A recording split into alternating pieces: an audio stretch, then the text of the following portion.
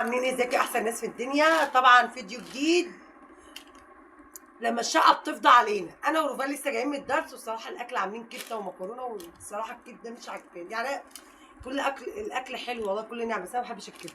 ولا فقررت انا وروفان، اتصلت بعيالي قالوا لي ده احنا نزلنا، قلت خير وبركه، اجيب بقى اكل بقى ايه، واحب ايه يعني ايه، اتمتع كده بالاكل انا وروفان واحنا لوحدنا. رجعنا تاني لروتينات الاكل اللي بنجيبها من بره انا وروفان لما كل لوحدنا، بس حاجه غاليه فانا هجيب للكل يبقى الدنيا كده خير. يلا يا فقررت ان ماما. انا بقى ايه، محل عندنا اسمه هاي بروست يا جماعه. طبعا انا الفراخ هو هاي بروست فراخ ستريبس. انا ما باكلش العيش ده، مش عشان انا ما بحبوش، لا بحبه، بس انا عندي عيش بلدي. تعالي كده اعملي كده، تعالي بقى كده، هاكل عيش بلدي عشان اشبع.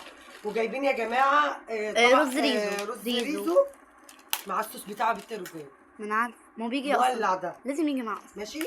طبعا روفان هي اللي هتاكل الرز الريزو، طبعا انا هتنزل معاه برضه، بس هو كفايه قوي اللي روفان تاكل الرز الريزو. لا ليه انا بقى؟ هاكل لان يا جماعه مليان فراخ. بصوا امي هات مليان واحده فراخ. واحده وجع خمك يا خلاص. واحده. فهي كفايه قوي. في رز اهو، تدوري لي على الرز بعد ما تخلصي. هي ده رز الريزو اهو. وطبعا التوميه الجمدان دي بتاعتنا، هي الجمدان هتاخد ده الصوص بتاعه الحامي، وانا هاخد ايه، التوميه دي. نعم. وبقى كاتشب. على فكره كتر الكاتشب اللي عندنا بسبب الاكل اللي بنجيبه كده. ليه يا ام روفان انت ما عطيش بتعملي اكل؟ لا بعمل، بس يعني ايه، بيبقى كده ايه، يوم فلته كده في بنبقى عايزين كل ناكل اسبوعين. فتت معايا ايه؟ معلقتين بس. 3. هم عارفين ان يوسف هياكل معانا، فهم معلقتين فانا الحمد معلقتين لله يعني معلقتين. يوسف مش هياكل، مش معاك. ودي فراخ بقى يا جماعه ستريبس، انا ما شفتهاش، هو عرض ب 125. عرفتوا بقى اللي انا ليه بجيب انا وروفان بس؟ عشان هم والله حلو. ده هتبقى ليا، ده مناك كبير اهو.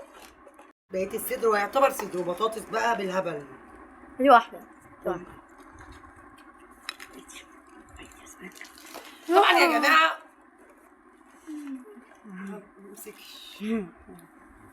بصوا يا جماعه، طبعا الواحد بيبقى عاوز يفصل والله. كل بص الاسبوع اللي فات كله محشي بتنجان، محشي كرنب، ظبطتهم بطاطس في الفرن، والله العظيم ظبطتهم. النهارده بقى عملت كبده، فانا اليوم اللي انا بعمل فيه الكبده يعني بص بيبقى يوم تقيل على قلبي. انا ما بحبش الكبده، طول عمري ما بحبش الكبده. ما بحبش الكبده انا والله. طبعا عشان الفراخ اخد بحبها السبايسي وما تبقى حلوه ملك.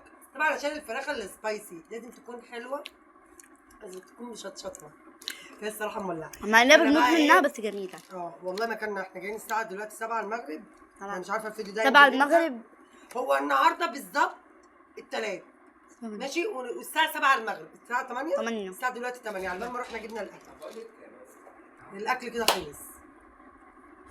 ايه ناكل ده الاول وبعد كده ناكل الكبده. ناكل ده الاول. المهم اولادي جم، فكده الاكل كل سنه وانت طيب.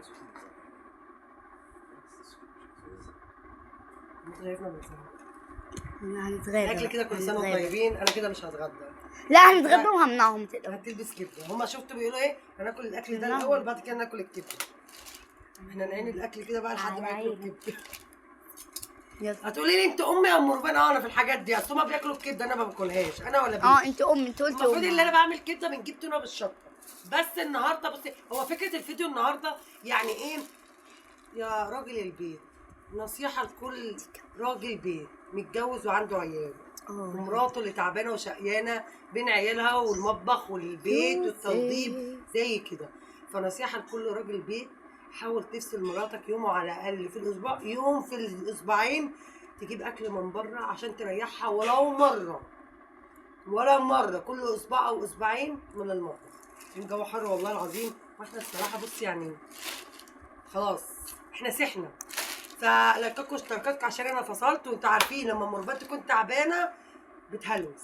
فلايكاتكم واشتراكاتكم عشان القناه تكبر بيكم يا جماعه. كله بالبالي ده مع مربات، كل جديد في جديد مع مربات، ما حدش يتريق في الكومنتات، عشان انا بحب اعيش كل لحظه ولحظه معاكم كده. بحبكم عشان انا جوه. باي.